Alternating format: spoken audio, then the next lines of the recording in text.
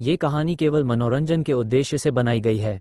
इसमें वर्णित सभी पात्र, स्थान, घटनाएं और परिस्थितियां पूरी तरह से लेखक की कल्पना मात्र हैं। इनका किसी भी वास्तविक व्यक्ति, स्थान, घटना या संस्था से कोई संबंध नहीं है। यदि कोई समानता संयोगवश प्रतीत होती है तो इसे मात्र एक संयोग समझा जाए। इस चैनल पर प्रस्तुत सभी कहानियां काल्पनिक या फिक्शन आधारित होती हैं। कृपया इन्हें केवल एक मनोरंजन सामग्री के रूप में लें और वास्तविकता से जोड़ने का प्रयास न करें। धन्यवाद।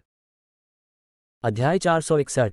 अर्जुन कपूर ने धीरे धीरे कहा कि यह केवल 30 अरब से अधिक का खर्च था, जो ज्यादा नहीं है। जब ये शब्द बाहर आए तो मयंक वर्मा और अन्य लोग हैरान रह गए। 30 अरब से अधिक, ये ज्यादा नहीं है। मेरे भगवान, अगर 30 अरब से अधिक नहीं है तो फिर कितना होता है? अर्जुन कपूर ने 30 अरब से अधिक खर्च करके पूरे चेन्नई वैश्विक वित्तीय केंद्र को खरीद लिया। यह एक अद्भुत सौदा था। 30 अरब की कार्यशील पूंजी 30 अरब की संपत्ति नहीं होती। एक बार में इतनी बड़ी राशि निकालना 100 अरब की कंपनी को छोड़कर यहां तक कि 300 अरब की कंपनी के लिए भी अत्यधिक असंभव होता है। अर्जुन कपूर वाकई शानदार हैं। इस क्षण, यहां तक कि प्रेम प्रतिद्वंद्वी होने के नाते मयंक वर्मा ने भी अपने दिल में हीन महसूस किया। मयंक वर्मा का दिमाग तेजी से चल रहा था, उपाय सोचते हुए। यह मेरी गलती थी पहले। मैं अब ईशा पटेल का पीछा नहीं करूंगा। मेरे कंपनी का नवीनीकरण। मयंक वर्मा ने अर्जुन कपूर की ओर अर्थपूर्ण नज़र से देखा। ईशा पटेल का पीछा करने और चेन्नई वैश्विक वित्तीय केंद्र में लीज के नवीनीकरण के बीच उन्होंने बाद वाले को चुना। उन्हें ईशा पटेल का पीछा करने में शायद ही सफलता मिलती। आखिरकार इतने सालों के बाद अगर ईशा पटेल के दिल में उनके प्रति थोड़ी भी सकारात्मक भावना होती तो अब तक कुछ हो चुका होता। भले ही वह ईशा पटेल का पीछा बेहिचक और बेशर्मी से करते रहते, शायद कोई परिणाम नहीं मिलता। इस स्थिति में उनके लिए चेन्नई वैश्विक वित्तीय केंद्र की 3 मंजिलों की लीज को नवीनीकृत करना अधिक लाभकारी होता। आप जानते हैं, अगर वह चेन्नई वैश्विक वित्तीय केंद्र से बाहर चले जाते हैं तो उनके व्यवसाय पर भारी असर पड़ेगा और उन्हें भारी नुकसान होगा। कोई बातचीत की गुंजाइश नहीं। अर्जुन कपूर ने सीधे मना कर दिया। उनका प्रबंधन कंपनी तैयार होने वाली थी और अन्य लीज समाप्त नहीं हुई थीं। अर्जुन कपूर उन्हें बाहर नहीं निकाल सकते थे और अगर वह वास्तव में ऐसा करते तो उन्हें भारी नुकसान भरपाई का भुगतान करना पड़ता। मयंक वर्मा के सामने की 3 मंजिलें ही ऐसी थीं जिनकी लीज आधे साल से अधिक में समाप्त हो रही थी। और मयंक वर्मा वास्तव में ईशा पटेल का पीछा करना चाहते थे। अर्जुन कपूर उन्हें कैसे जाने देते? ठीक है, ठीक है, ठीक है। मयंक वर्मा ने 3 बार ठीक है कहा, मुड़ा और अपने लोगों को ले गया, यह नहीं जानता कि क्या करना है। दोपहर के भोजन के बाद अर्जुन कपूर और ईशा पटेल अलग हो गए। जब अर्जुन कपूर चौहान करण से पूछने वाले थे कि क्या वह चेन्नई में लोगों को लाए थे तो सिस्टम की आवाज़ अचानक आई। डिंग, अस्थायी कार्य जारी। वैदेही देशमुख से संपर्क करें, उनसे मिलें और देखें कि वैदेही देशमुख कैसे हैं। कार्य समय 100 मिनट के भीतर। कार्य पुरस्कार, चेन्नई के शीर्ष रेस्तरां अल्ट्रावायलेट का 100% स्वामित्व। कार्य पुरस्कार 428 अनुभव अंक। इस बार सिस्टम के कार्य को देखते हुए अर्जुन कपूर ने अपनी भौहें उठाईं। इस बार सिस्टम ने उन्हें वैदेही देशमुख के पास जाने के लिए कहा। निश्चित रूप से वैदेही देशमुख के साथ कुछ गड़बड़ है, लेकिन सच कहें तो अर्जुन कपूर ने 1-2 दिनों के भीतर वैदेही देशमुख को ढूंढने की योजना बनाई थी। अगर वैदेही देशमुख चेन्नई में अपनी खुद की एक क्षेत्र स्थापित कर सकती हैं तो बेशक, अगर वह चेन्नई की पहली भूमिगत बॉस बन सकती हैं तो यह अर्जुन कपूर के लिए उनके माता पिता की खोज में बहुत मददगार होगा। और इस सिस्टम कार्य के पुरस्कार भी बहुत अच्छे हैं। सबसे पहले, ये चेन्नई के शीर्ष रेस्तरां अल्ट्रावायलेट का 100% स्वामित्व है। यह एक अच्छी चीज़ है। अर्जुन कपूर ने पहले इस रेस्तरां का नाम सुना था। अल्ट्रावायलेट एक प्रसिद्ध फ्रेंच रेस्तरां है जो अपने अत्यधिक शानदार और रोमांटिक डाइनिंग वातावरण और अग्रणी आणविक व्यंजनों के लिए प्रसिद्ध है। इसे कई वर्षों से मिशेलिन 3 स्टार रेस्तरां के रूप में सम्मानित किया गया है। अल्ट्रावायलेट प्रतिदिन केवल 10 मेहमानों को प्राप्त करता है और आरक्षण 3 महीने पहले करना पड़ता है। पिछली रात अर्जुन कपूर ने सोचा कि ईशा और दिया पटेल को आज इस अल्ट्रावायलेट रेस्तरां में ले जाकर स्वाद चखने का मौका मिलेगा। अर्जुन कपूर ने अल्ट्रावायलेट रेस्तरां से संपर्क करके आज दोपहर के लिए अपॉइंटमेंट कराने की कोशिश की। हालांकि उन्हें अल्ट्रावायलेट रेस्तरां के एक जूनियर नेता द्वारा स्पष्ट रूप से अस्वीकार कर दिया गया, जिन्होंने कहा कि अगर उन्हें अपॉइंटमेंट चाहिए तो उन्हें कुछ महीनों तक इंतजार करना होगा। अब जैसे ही वह कार्य पूरा करेंगे, वह अल्ट्रावायलेट के 100% स्वामित्व को प्राप्त कर सकते हैं और उन्हें कई महीने पहले अपॉइंटमेंट नहीं करना पड़ेगा। इसके अलावा इस बार सिस्टम ने उन्हें 428 अनुभव अंक दिए। अर्जुन कपूर को केवल 427 अनुभव अंक चाहिए थे और सिस्टम तुरंत लेवल 3 से लेवल 4 में अपग्रेड हो सकता था। सिस्टम ने हाल ही में एक बार में 400 से अधिक अंक दिए। सिस्टम वास्तव में बहुत मानवीय है। कार्य पढ़ने के बाद अर्जुन कपूर ने तुरंत वैदेही देशमुख से संपर्क किया। ओह, बॉस अर्जुन भी चेन्नई में हैं। मुझसे मिलने के लिए स्वागत है, मैंने चेन्नई में एक निजी क्लब प्राप्त किया है। बोलते हुए वैदेही देशमुख ने अर्जुन कपूर को एक स्थान भेजा। विशिष्ट पता प्राप्त करने के बाद अर्जुन कपूर ने गाड़ी चलाई और सीधे वैदेही देशमुख के पास गए। दूसरी ओर ये जानकर कि अर्जुन कपूर आ रहे हैं, वैदेही देशमुख ने तुरंत अर्जुन कपूर के स्वागत के लिए व्यवस्था की। 10 मिनट बाद नौकर जल्दी से अंदर आया। बॉस, एक मेहमान आपसे मिलने आया है। वह नौकर ने बात की। क्या बॉस अर्जुन इतनी जल्दी आ गए? वैदेही देशमुख थोड़ी हैरान हुई। इससे पहले कि नौकर बात खत्म करता, उन्होंने तुरंत नौकर को बुलाया और उसे अंदर आने दिया। 2 मिनट बाद आने वाले मेहमान अंदर आए। हालांकि वैदेही देशमुख को आश्चर्य हुआ कि जो व्यक्ति प्रकट हुआ वह अर्जुन कपूर नहीं था, बल्कि 3 अज्ञात पुरुष थे। 3 पुरुषों में से एक मध्यम आयु वर्ग का व्यक्ति सामने खड़ा था और 2 पीछे खड़े थे। ये स्पष्ट था कि आगे खड़ा मध्यम आयु वर्ग का व्यक्ति तीनों का नेता था। रवि खन्ना। 3 पुरुषों में से वैदेही देशमुख केवल पीछे खड़े 2 पुरुषों में से एक को जानती थीं। रवि खन्ना चेन्नई के भूमिगत बॉस में से एक और इस अवधि के दौरान पूर्ण युद्ध में वैदेही देशमुख के घोर शत्रु भी हैं। दोनों पक्ष एक दूसरे के साथ असंगत हो चुके हैं। रवि खन्ना, क्या आप हार मानने के लिए तैयार हैं? वैदेही देशमुख ने सवाल किया। वर्तमान स्थिति रवि खन्ना के लिए काफी प्रतिकूल है। यह अनुमान है कि 10 दिनों या आधे महीने के भीतर रवि खन्ना की क्षेत्र पूरी तरह से वैदेही देशमुख द्वारा निगल ली जाएगी और रवि खन्ना को चेन्नई छोड़ने के लिए मजबूर होना पड़ेगा। छोटी लड़की, इतनी घमंडी मत बनो, ऐसा मत सोचो कि मैं तुमसे डरता हूं। रवि खन्ना इस बात पर गुस्से में थे। उन्होंने अपनी आस्तीनें चढ़ाई और कार्रवाई करने के लिए तैयार हुए। रवि खन्ना केवल 38 या 39 साल के हैं, अपने चरम पर हैं और उनके पास एक उग्र स्वभाव है। स्वाभाविक रूप से वह अपने दुश्मनों को अपने सामने दिखावा करते हुए नहीं देखना चाहते। खांसी। रवि खन्ना ने कुछ कदम आगे बढ़ाए ही थे कि खांसी की आवाज आई। वापस आओ। आगे खड़े मध्यम आयु वर्ग के व्यक्ति ने केवल 2 शब्द कहे। उग्र रवि खन्ना तुरंत रुक गए, फिर बहुत ईमानदारी से वापस चले गए और मध्यम आयु वर्ग के व्यक्ति के पीछे खड़े हो गए। ये दृश्य देखकर वैदेही देशमुख ने थोड़ी भौहें चढ़ाईं। उन्होंने अभी अभी रवि खन्ना को उकसाया था ताकि वह पहले हमला करें। अब यह उनकी क्षेत्र में था। वह इस मौके का फायदा उठाकर अपने अधीनस्थों को एक साथ हमला करने दे सकती थीं और रवि खन्ना को सीधे पकड़ सकती थीं। अभी अभी जब रवि खन्ना हमला करने वाले थे, तब वैदेही देशमुख ने सोचा कि उनकी योजना सफल होने वाली है।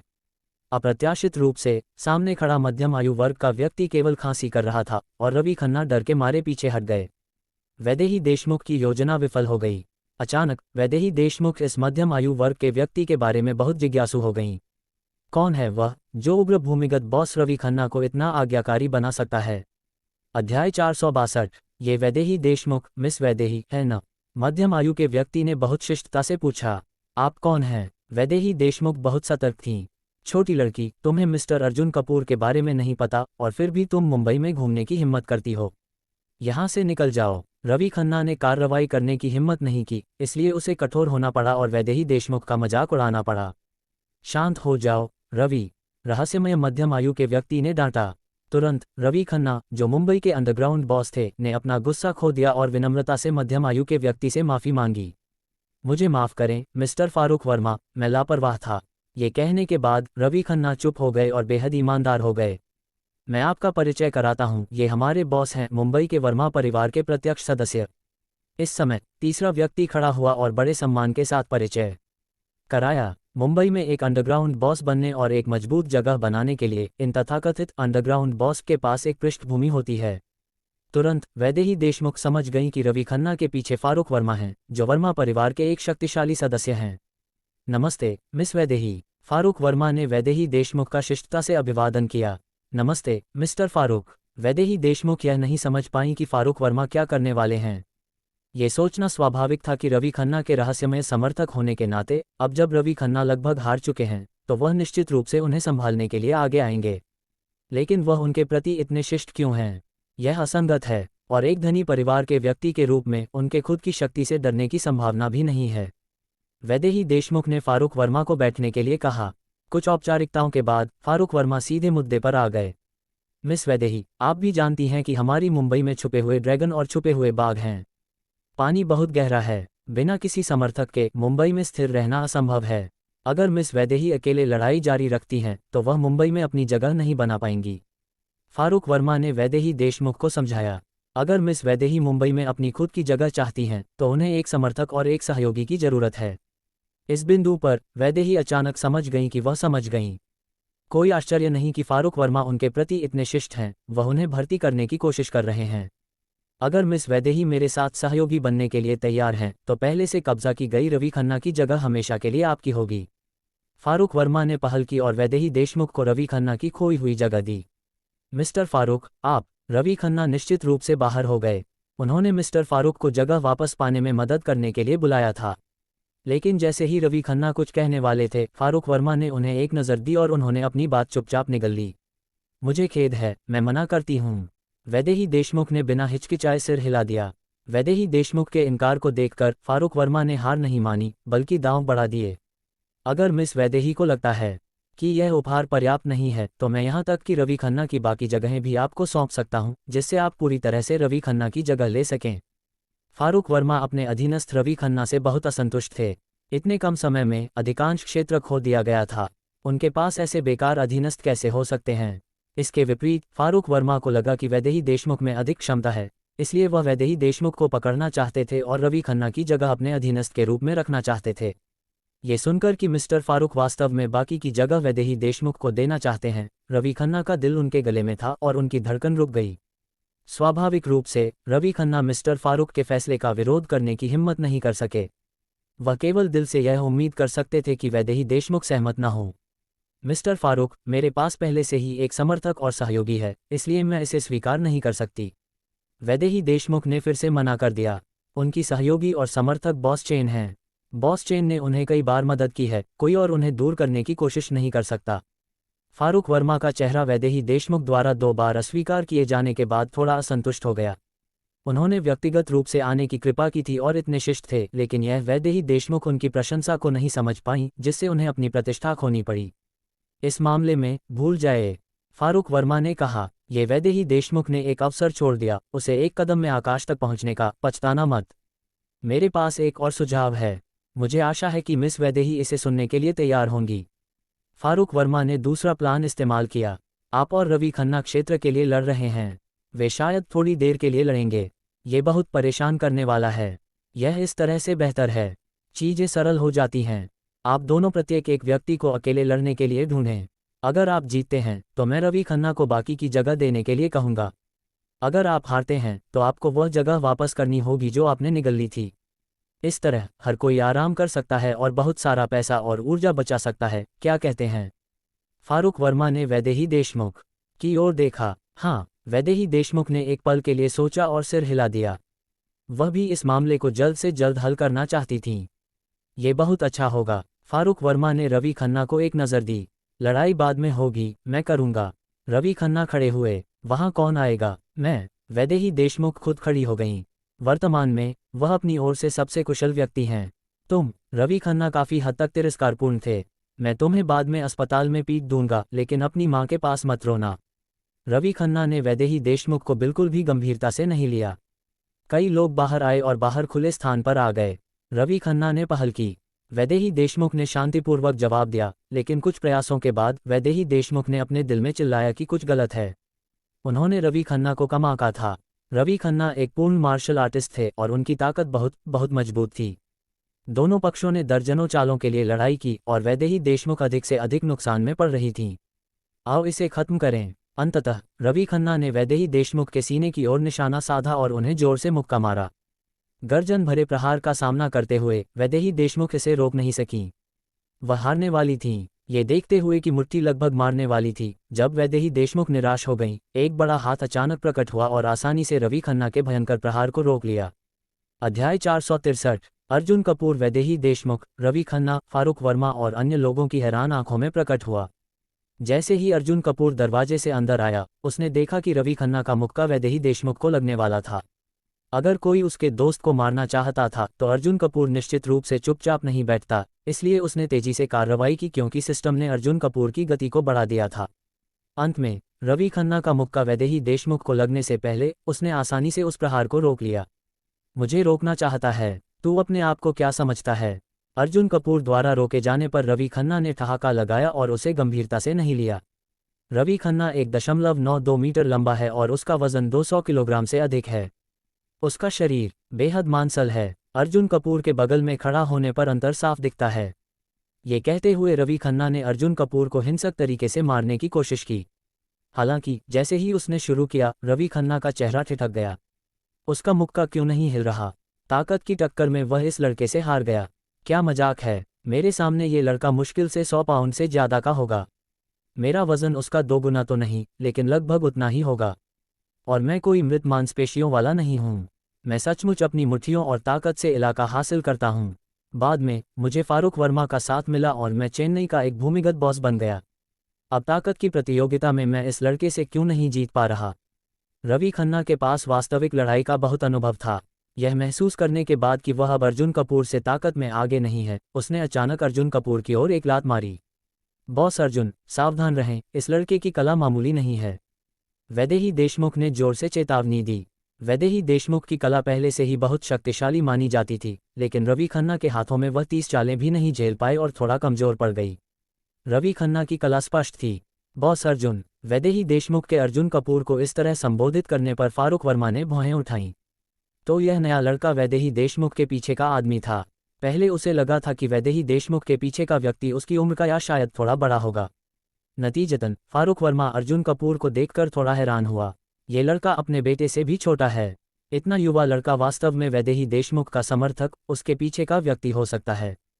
फारूक वर्मा ने भौहें सिकुड़ी और रवि खन्ना को एक इशारा किया कि वह पीछे न हटे और पूरी ताकत से इस अर्जुन कपूर का वजन ले। रवि खन्ना की लात मानो 10,000 किलोग्राम की भारी शक्ति लिए हुए थी, इसे रोकना असंभव था। रवि खन्ना 10 साल से पैरों की कला का अभ्यास कर रहा था। अगर कोई साधारण व्यक्ति रवि खन्ना की ऐसी लात खा लेता तो हड्डी टूटना मामूली बात होती और हर कोई इसे जल्द से जल्द टाल देता। लेकिन अर्जुन कपूर न केवल टाला नहीं, बल्कि उसी जगह पर बिना हिले डुले खड़ा रहा। 80 सेंटीमीटर, 50 सेंटीमीटर, 30 सेंटीमीटर। जब रवि खन्ना का पैर अर्जुन कपूर से 10 सेंटीमीटर से भी कम दूरी पर था, अर्जुन कपूर ने अपने शरीर को हल्का सा हिलाया और फिर अपने दाहिने पैर से जोर से नीचे कदम रखा। क्लिक। केवल एक कड़क आवाज सुनाई दी। रवि खन्ना की दाहिनी पिंडली अर्जुन कपूर की लात से कुचल गई। रवि खन्ना की तेज चीख सुनाई दी। रवि खन्ना जमीन पर गिर गया और लगातार लुढ़कता रहा। इस मौके का फायदा उठाकर अर्जुन कपूर ने रवि खन्ना को सीधे लात मारकर दूर कर दिया। रवि खन्ना हार गया। Bang bang bang. दूर से फारूक वर्मा न केवल नाराज नहीं हुआ, बल्कि उसने जोरदार रूप से ताली बजाए। मुझे नहीं लगा था कि बॉस अर्जुन, जो पर्दे के पीछे का आदमी है, इतना कुशल होगा। फारूक वर्मा ने गहरे अर्थ के साथ कहा। एक बात कहूं, रुख और हितों के मुद्दों को छोड़कर उसे वास्तव में अर्जुन कपूर की कला की प्रशंसा थी कि वह रवि खन्ना को एक लात से हरा सके। ये रहस्यमयी बॉस अर्जुन शायद देश के शीर्ष खिलाड़ियों में गिना जा सकता है। और वह अभी इतना युवा है, उसका भविष्य उज्ज्वल है। लेकिन अफसोस की बात है मिस वैदेही, आप दोनों ने एक के बाद एक रवि खन्ना को हराया। अभी की शर्त अब गिनती में नहीं आएगी और रद्द हो गई। फारूक वर्मा ने कहा, मुझे नहीं पता कि बॉस अर्जुन मेरे खेमे में शामिल होने में रुचि रखते हैं या नहीं। फारूक वर्मा ने कहा, दरअसल वह नाराज नहीं था क्योंकि उसकी नज़र अर्जुन कपूर पर थी।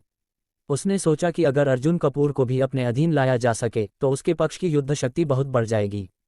तब तक उनका इलाका भी बेहतर होगा और शायद उसे चेन्नई के नंबर 1 बॉस की गद्दी को चुनौती देने का मौका मिल जाए। वह कौन है? अर्जुन कपूर ने वैदेही देशमुख की ओर देखा। बॉस अर्जुन, वह चेन्नई के वर्मा परिवार से है। वैदेही देशमुख ने धीमी आवाज में अर्जुन कपूर से परिचय कराया। ओह, अर्जुन कपूर ने सिर हिलाया। बॉस अर्जुन, अब जानते हैं कि मैं कौन हूं, और एक बात जो मिस वैदेही ने नहीं बताई वह ये है कि भविष्य में चेन्नई के वर्मा परिवार का मुखिया बनने की मेरी संभावना बहुत अधिक है।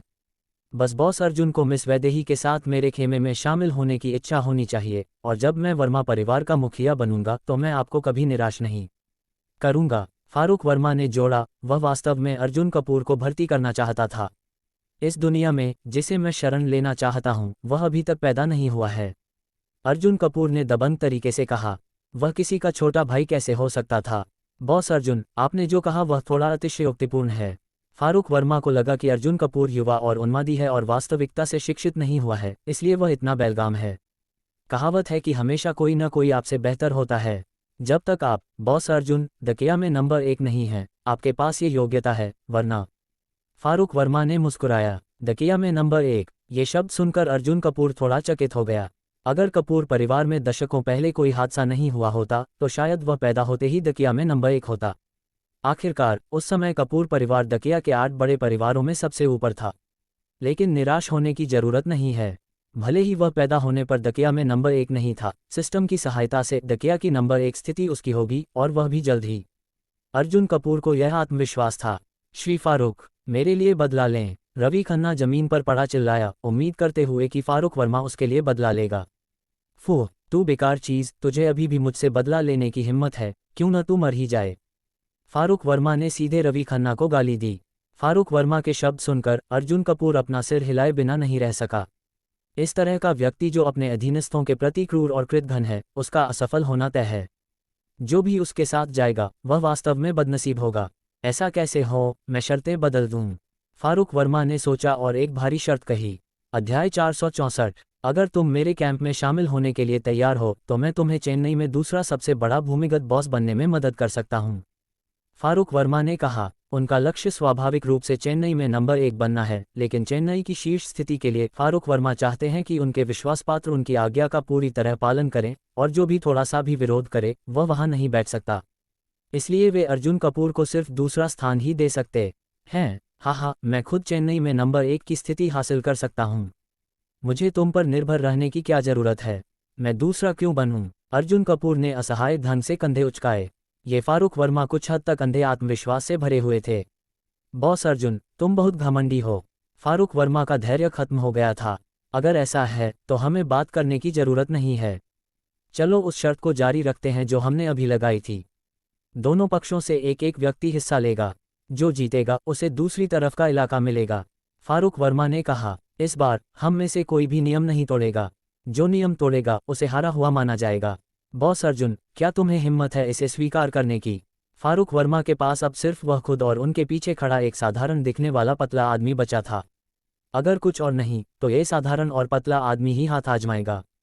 हाँ, अर्जुन कपूर ने कहा। बहुत अच्छा। फारूक वर्मा के चेहरे पर एक कुटिल मुस्कान थी, जैसे कि उनकी योजना सफल हो गई हो। जीवन, अब तुम हाथ आजमाओ, बस किसी को मारना मत, बाकी सब छोड़ दो। फारूक वर्मा ने अपने पीछे खड़े साधारण और पतले आदमी की ओर देखा। हाँ, श्री फारूक। साधारण आदमी ने सिर हिलाया। ये पतला आदमी कोई और नहीं बल्कि फारूक वर्मा द्वारा भारी कीमत पर बाहर से लाया गया एक शीर्ष अंगरक्षक था। वह देश में एक प्रसिद्ध मार्शल आर्ट्स मास्टर और बाजी क्वान का 23वां पीढ़ी का उत्तराधिकारी था। पतले आदमी ने 3 साल की उम्र से अपने परिवार के साथ मुक्केबाजी का अभ्यास शुरू कर दिया था। वह 30 से अधिक वर्षों से अभ्यास कर रहा था और अब एक मार्शल आर्ट्स मास्टर था जिसने पूरी दुनिया में जीत हासिल की थी। एक छोटे से अमीर आदमी से निपटना उसके लिए आसान था। जब पतला आदमी सामने आया, वैदेही देशमुख ने इस लड़के के हाथों पर पड़े गट्टों को देखा। वह एक प्रशिक्षित मार्शल आर्टिस्ट की तरह लग रहा था। बॉस, सावधान रहें। फारूक वर्मा अभी भी इतने आत्मविश्वास से भरे हैं। ये लड़का शायद रवि खन्ना से कहीं बेहतर है। वैदेही देशमुख ने अर्जुन कपूर को धीरे से चेतावनी दी। कोई बात नहीं, अर्जुन कपूर ने लापरवाही से जवाब दिया। अर्जुन कपूर और पतला आदमी कुछ कदम आगे बढ़े और पास ही एक खुली जगह पर पहुंच गए। तुम पहले हमला करो, वरना खबर फैल जाएगी और लोग कहेंगे कि मैं जूनियर्स को धमकाता हूं। पतला आदमी वहां खड़ा था, एक वरिष्ठ की तरह दिख रहा था और आत्मविश्वास से बोला। चिंता मत करो, मैं दया करूंगा। ज्यादा से ज्यादा तुम्हारी हड्डियां तोड़ दूंगा। ये देखकर अर्जुन कपूर ने ठंडी हंसी हंसी। मैं तुम्हें एक हाथ देता हूं। ये कहते हुए अर्जुन कपूर ने अपना बायां हाथ पीठ के पीछे रख लिया, सिर्फ दायां हाथ छोड़कर। वाकई में ये साधारण नहीं है। पतले आदमी के होंठों के कोने उठ गए। ऐसे में वह विनम्र नहीं रहा। पतला आदमी अचानक आगे बढ़ा और अर्जुन कपूर पर मुक्का मारा। इस बार पतले आदमी ने बाजी क्वान का इस्तेमाल किया, जिसका उसने 30 से अधिक वर्षों तक अभ्यास किया था, जिसमें क्रूर हमले और भी भयानक शक्ति थी। बाहरी लोगों की तो बात ही छोड़ दें, कई प्रशिक्षित लोग भी उसके मुंह से खून उगल देते। पतले आदमी के हमले का सामना करते हुए अर्जुन कपूर ने भी अपने दाहिने हाथ से मुक्का मारा। धूम, दोनों पक्षों की मुट्ठियां टकराईं। अर्जुन कपूर वहां खड़ा रहा, बिना जरा भी प्रभावित हुए, लेकिन पतला आदमी पीछे हटता गया और 10 से अधिक कदम पीछे हटने के बाद धीरे धीरे रुक गया। ये दृश्य देखकर पास ही खड़े फारूक वर्मा स्तब्ध रह गए। यह क्या हो रहा है? जीवन का पहला हमला उसे पूरी तरह से नुकसान में डाल गया और अर्जुन कपूर ने उसे पूरी तरह कुचल दिया। क्या वह सपना देख रहा था? इसके अलावा अर्जुन कपूर ने सिर्फ एक हाथ का इस्तेमाल किया था। जीवन एक प्रशिक्षित व्यक्ति है, बाजी क्वान का 23वां पीढ़ी का उत्तराधिकारी। दूसरी ओर पतला आदमी भी हैरान था। इससे पहले कि वह कुछ समझ पाता, अर्जुन कपूर पहले ही उसकी ओर दौड़ पड़ा, सिर्फ अपने दाहिने हाथ से हमला करते हुए। पतले आदमी ने जल्दी से प्रतिरोध किया, लेकिन चाहे कुछ भी हो, वह हमेशा अर्जुन कपूर से दबा रहा और जवाबी हमला नहीं कर सका। सिर्फ 2 मिनट बाद पतला आदमी जमीन पर गिर गया, बिना किसी जवाबी हमले की क्षमता के। अर्जुन कपूर ने आसानी से जीत हासिल कर ली। पास ही फारूक वर्मा अवाक रह गए। वह अभी भी जो कुछ देखा उसे स्वीकार नहीं कर पा रहे थे। बाजी क्वान का उत्तराधिकारी, जिसे उन्होंने इतनी मेहनत से बुलाया था, अर्जुन कपूर के एक हाथ से इतनी आसानी से हार गया। ऐसा कैसे हो सकता है? फारूक जी ने जो अभी कहा वह सही है। दुनिया में लोग हैं और आसमान के बाहर आसमान है। अर्जुन कपूर ने फारूक वर्मा की ओर सार्थक नज़रों से देखा। ये शब्द सुनकर फारूक वर्मा को लगा जैसे अर्जुन कपूर ने उनके चेहरे पर पैर रख दिया हो। असल में वह खुद ही कुएं का मेंढक निकला। फारूक जी, क्या ये रवि खन्ना का खोला हुआ इलाका है? वैदेही देशमुख ने तुरंत पूछा। फारूक जी जैसे बड़े शख्स अपने वादे से मुकरेंगे नहीं, है ना? अगर यह खबर फैल गई तो शायद फारूक जी के वर्मा परिवार का भविष्य का मुखिया बनने पर कुछ असर पड़ सकता है। वैदेही देशमुख को डर था कि फारूक वर्मा वादे से मुकर जाएंगे, इसलिए उन्होंने सूक्ष्म रिमाइंडर दिया। ठीक है, रवि खन्ना का बचा हुआ इलाका तुम्हारा है। फारूक वर्मा के होंठ फड़फड़ाए और आखिरकार उन्होंने दांत पीसते हुए कहा, मैं अभी रवि खन्ना के लोगों को उन इलाकों से बाहर निकालने के लिए कहूंगा और तुम ले सकते हो। ये कहते हुए फारूक वर्मा ने अपना मोबाइल निकाला और कुछ कॉल किए। आखिरकार फारूक वर्मा दांत पीसते हुए चले गए। रवि खन्ना और पतला आदमी भी फारूक वर्मा के ड्राइवर द्वारा ले जाए गए। मूल जगह पर अंत में अर्जुन कपूर और वैदेही देशमुख रह गए। उसी क्षण अर्जुन कपूर के कानों में एक यांत्रिक आवाज गूंजी। डिंग, वैदेही देशमुख से संपर्क करें और वैदेही देशमुख की हाल की स्थिति देखें। मिशन पूरा हुआ। बधाई हो, आपको चेन्नई का शीर्ष और नंबर 1 रेस्तरां अल्ट्रावायलेट रेस्तरां का 100% स्वामित्व प्राप्त हुआ। अधिग्रहण समझौता आपके सिंधु गगन विला में रखा गया है, कृपया जांच करें। बधाई हो, आपको 428 अनुभव अंक प्राप्त हुए। मिशन पूरा हो गया। अर्जुन कपूर ने सफलतापूर्वक चेन्नई का नंबर 1 रेस्तरां अल्ट्रावायलेट रेस्तरां और 428 अनुभव अंक हासिल कर लिए। डिंग, सिस्टम अपग्रेड की शर्तों तक पहुंच गया है। क्या आप अपग्रेड करना चाहते हैं? हाँ, नहीं। सिस्टम ने फिर से एक संकेत दिखाया। अर्जुन कपूर ने आखिरकार लेवल 4 तक अपग्रेड करने की शर्तों को पूरा कर लिया था। अर्जुन कपूर ने बिना झिझक हाँ चुना। डिंग, बधाई हो, सिस्टम लेवल 4 तक अपग्रेड हो गया। सिस्टम सफलतापूर्वक अपग्रेड हो गया। अर्जुन कपूर के चेहरे पर मुस्कान आ गई। आखिरकार अपग्रेड हो गया। अब उनकी संपत्ति बहुत तेजी से बढ़ेगी। 1 ट्रिलियन से अधिक की संपत्ति, आसान बात। ये सोचते हुए अर्जुन कपूर ने सिस्टम विवरण पर क्लिक किया। System level 4 1500। सिस्टम को लेवल 5 तक अपग्रेड करने के लिए 50,000 अनुभव अंक चाहिए। अर्जुन कपूर ने मन ही मन बुदबुदाया, जैसा कि उम्मीद थी, सिस्टम अपग्रेड जितना ऊंचा होगा उतनी ही मुश्किल होगी। इस पल में अर्जुन कपूर को सिस्टम अपग्रेड के बाद दैनिक पुरस्कार, कार्य पुरस्कार, अनुभव अंक आदि के बारे में और भी उत्सुकता थी। उन्हें लगता था कि यह एक भयानक संख्या होनी चाहिए। जैसे ही अर्जुन कपूर अनुमान लगा रहे थे, सिस्टम की आवाज़ फिर से गूंजी। अध्याय 465, अस्थायी मिशन जारी। ईशा पटेल से वादा करें और शाम को पटेल परिवार के आवास पर डिनर के लिए जाएं ताकि महेश पटेल का समर्थन जीत सकें। कार्य समय 8 घंटे के भीतर। कार्य पुरस्कार, चतुरंग ग्रुप के 12% शेयर, चतुरंग ग्रुप के दूसरे सबसे बड़े शेयरधारक बनना। कार्य पुरस्कार 938 अनुभव अंक। सिस्टम ने लेवल 4 में अपग्रेड होने के बाद पहला मिशन जारी किया। जब अर्जुन कपूर वैदेही देशमुख के प्राइवेट क्लब में आया तभी उसे ईशा पटेल का मैसेज मिला। पटेल परिवार के बुजुर्ग ईशा के दादा को अर्जुन कपूर के चेन्नई आने की जानकारी मिली और उन्होंने विशेष रूप से अर्जुन कपूर को शाम को उनके पटेल परिवार के आवास पर आमंत्रित किया। खाना खाएं और एक दूसरे को जानें। प्राइवेट क्लब में लड़ाई की वजह से अर्जुन कपूर मैसेज का जवाब नहीं दे पाया, लेकिन उसे नहीं पता था कि यह मिशन सिस्टम से आएगा। इसके अलावा इस मिशन के बिना भी अर्जुन कपूर शायद सहमत हो जाता। आखिरकार वह ईशा के दादा थे और बूढ़े आदमी ने उसके साथ काफ़ी अच्छा व्यवहार किया। मिशन की सामग्री पढ़ने के बाद अर्जुन कपूर ने पुरस्कार को फिर से देखा। जब उसने स्पष्ट रूप से देखा कि पुरस्कार क्या था तो उसके चेहरे पर आश्चर्य के साथ आंखें फैल गईं। अरे बाप रे, अरे बाप रे, अरे बाप रे, क्या मैंने सही पढ़ा? इस बार सिस्टम ने सीधे मुझे चतुरंग ग्रुप के 12% शेयर पुरस्कार में दिए। आप जानते हैं, चतुरंग ग्रुप का मार्केट वैल्यू 400 बिलियन से भी ज़्यादा है। भले ही इसके पास केवल 12% शेयर हो, फिर भी इसका मूल्य लगभग 50 बिलियन है। तीसरे स्तर के सिस्टम में दैनिक पुरस्कार और प्रत्येक मिशन के लिए पुरस्कार सबसे अधिक संभावना है कि लगभग 10 बिलियन के आसपास होगा या थोड़ा अधिक। अर्जुन कपूर ने पहले कल्पना की थी कि जब सिस्टम लेवल 4 में अपग्रेड किया जाएगा तो दैनिक पुरस्कार लगभग 30 बिलियन के आसपास होगा, लेकिन अब एक मिशन के लिए सिस्टम का पुरस्कार एक भयावह 50 बिलियन तक पहुंच गया है। ये बहुत ज़्यादा है। आप जानते हैं, ये सिर्फ एक मिशन है। अगर वह भाग्यशाली है तो दैनिक पुरस्कार और एक मिशन पुरस्कार के साथ उसकी कुल संपत्ति एक दिन में सैकड़ों अरबों तक पहुंच जाएगी। एक दिन पिछले 10 दिनों के बराबर है। एक मोटा अनुमान बताता है कि भले ही अर्जुन कपूर की वर्तमान कुल संपत्ति शून्य है, 1 खरब की कीमत बनने में केवल 20 दिन लगेंगे। यह अभी भी एक बहुत रूढ़िवादी अनुमान है। यदि अधिक कार्य हैं तो ये केवल 10 दिन लग सकते हैं। बस इतना ही। अब अर्जुन कपूर सैकड़ों अरबों की कीमत का है। लगभग 50 बिलियन के दैनिक पुरस्कार के साथ अर्जुन कपूर की कीमत 1 खरब से अधिक हो जाएगी। इसमें केवल कुछ दिन लगेंगे। एक रूढ़िवादी अनुमान लगभग 1 सप्ताह है। चौथे स्तर का सिस्टम बेहतरीन है। चौथे स्तर का सिस्टम पहले से ही ऐसा है। 5वें स्तर का सिस्टम कैसा दिखेगा? यदि 5वें स्तर के सिस्टम में अपग्रेड किया जाता है तो दैनिक पुरस्कार 100 बिलियन से अधिक होगा। यह अकल्पनीय है। कुल संपत्ति में इस वृद्धि दर के अनुसार 1 या 2 महीने के भीतर अर्जुन कपूर 8 बड़े परिवारों को पीछे छोड़ सकेगा और महान भारत के शीर्ष पर खड़ा हो सकेगा। यदि आप 5वें स्तर के सिस्टम में अपग्रेड कर सकते हैं तो 8 बड़े परिवारों से बेहतर बनना आसान और छोटा होगा। बढ़िया। एक पल में अर्जुन कपूर ऊर्जा से भर गया।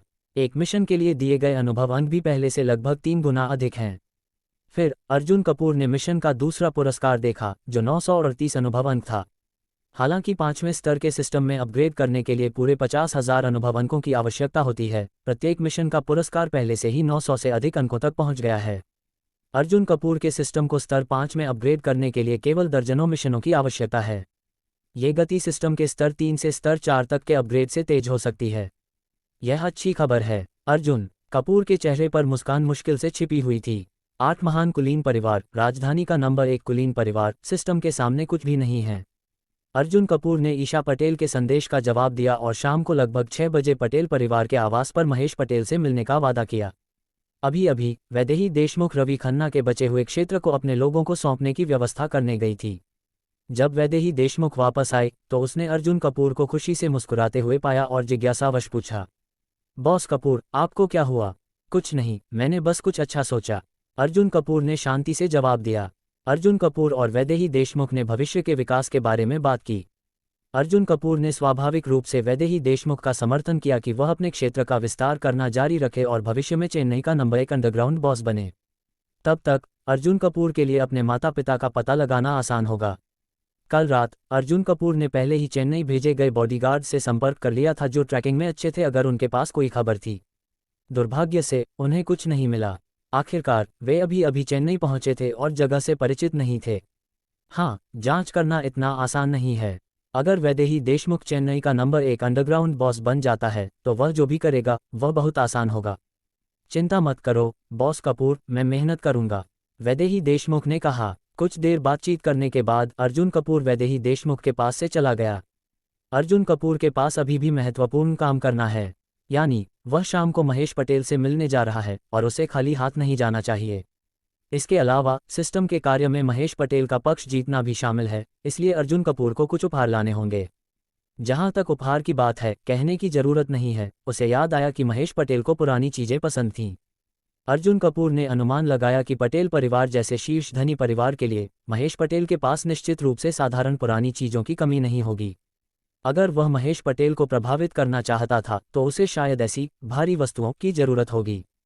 उस स्तर का एक भारी हथियार 100 मिलियन से अधिक या यहाँ तक कि कई 100 मिलियन की कीमत का हो सकता है।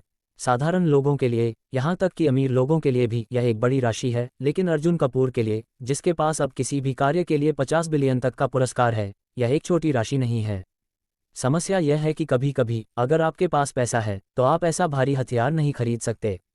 आखिरकार जिस व्यक्ति के पास ऐसा शक्तिशाली हथियार होता है उसकी स्थिति असाधारण होनी चाहिए। वह भी अभी चेन्नई पहुंचा था और उसके कोई संपर्क नहीं थे। जब अर्जुन कपूर थोड़ा परेशान था और नहीं जानता था कि ऐसा भारी हथियार कहां से खरीदना है, तब अचानक उसका फोन बज उठा। यह एक अजीब फोन नंबर से कॉल था और नंबर से पता चला कि यह चेन्नई से था। अर्जुन कपूर ने जिज्ञासावश फोन उठाया और दूसरी तरफ से एक थोड़ी परिचित आवाज आई। क्या यह अर्जुन भाई है? नमस्ते अर्जुन भाई, मैं लुमा रियल एस्टेट ग्रुप का यश गुप्ता हूँ। क्या आपको मेरी कोई छाप है? ओह, क्या तुम हो? अर्जुन कपूर ने सिर हिलाया, उससे प्रभावित महसूस किया। जब वह हैदराबाद में था, यश गुप्ता का उससे थोड़ा विवाद हुआ था, लेकिन उसकी पहचान जानने के बाद यश गुप्ता का रवैया 180 डिग्री बदल गया और उसने पागलपन से अर्जुन कपूर को अपना बड़ा भाई बनाना चाहा, लेकिन अर्जुन कपूर ने इनकार कर दिया। तुम मुझसे क्या चाहते हो? अर्जुन कपूर ने आरामदायक ढंग से पूछा। मैंने किसी से सुना, अर्जुन भाई आप चेन्नई आए हैं। आज रात मैं आपकी देखभाल करूंगा और आपके लिए एक डिनर तैयार करूंगा, साथ ही कई रोमांचक कार्यक्रम भी। यश गुप्ता का बेहद गर्म निमंत्रण। यश गुप्ता बहुत ज्यादा प्रगति करना चाहता था और अर्जुन कपूर का छोटा भाई बनना चाहता था। उसे लगा कि यह एक दुर्लभ अवसर है और उसे इसका लाभ उठाना चाहिए। आज रात मुझे कुछ काम है और मेरे पास समय नहीं है, अर्जुन कपूर ने शांति से जवाब दिया। ऐसा है, यह एक शर्म की बात है, अगली बार करते हैं। वैसे अर्जुन भाई आप अभी अभी चेन्नई आए हैं, अगर कुछ होता है तो बस पूछें।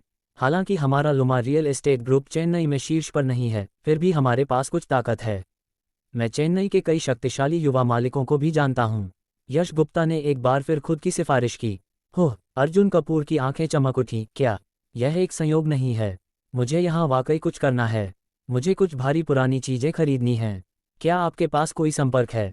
अर्जुन कपूर ने पूछा। एक भारी पुरानी चीज? यश गुप्ता गहरी सोच में पड़ गया।